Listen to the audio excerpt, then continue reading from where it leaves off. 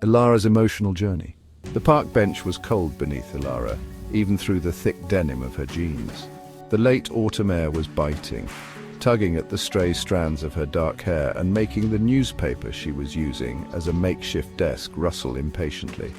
It was the kind of day that sent most people scurrying home for warmth. But Elara remained, her focus unwavering. She chewed on the end of her pen, the cheap plastic tasting vaguely of ink and frustration. Before her lay a half-finished letter, the paper crinkled with the weight of her thoughts. Her handwriting was a messy scrawl, a reflection of the tangled emotions churning within her. "Dear Baba, it's me, Elara. I know you probably don't remember—" Her hand paused. Remember was such a gentle word, too gentle for the gaping hole she carried inside her. She hadn't remembered him at all.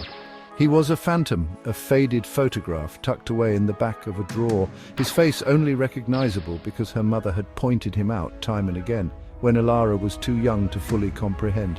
"I'm 15 now. 15 years since you left. 15 years since—" I don't even know what. The words caught in her throat. She wanted to write "since you left me," but the me felt too needy, too vulnerable, even on paper, so she opted for the vague "I don't even know what," hoping he would understand the unsaid. "Mom says you sometimes send money, but it's not the same. It's never been the same. I know you were working on that circus, the one with the clowns and the elephants. That's why I'm writing to you. I've been practicing juggling."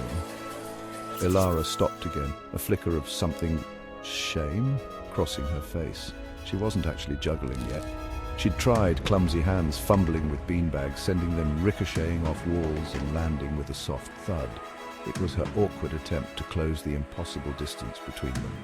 "I want to juggle you, Baba. I want to toss you up in the air, catch you, and feel your weight in my hands. I want to know who you are, not just an idea, not just a faded photo. I need you to come home soon." Elara's eyes welled up, blurring the ink.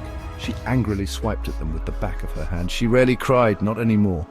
Life had taught her that tears didn't change anything, they just made you look weak. She folded the letter carefully, the sharp creases a testament to her meticulous planning. She had researched circuses online, painstakingly piecing together a route that might, just might, lead her to him. Her life wasn't like the other girls in her school. They giggled in groups, shared secrets, and whispered about boys. Elara watched them, detached, like an observer peering through a pane of glass. Her world was a solitary one, punctuated by the silent ache of her father's absence. She couldn't connect, couldn't trust. Every new experience felt like a challenge she had to face alone, a hurdle in a race with no finish line. She stood up, the cold biting into her exposed skin.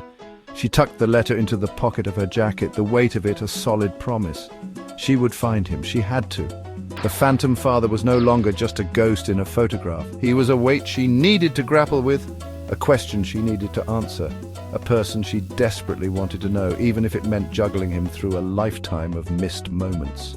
She stepped off the bench, her gaze fixed on the distance, a tiny flicker of hope burning brightly against the backdrop of the cold, lonely park.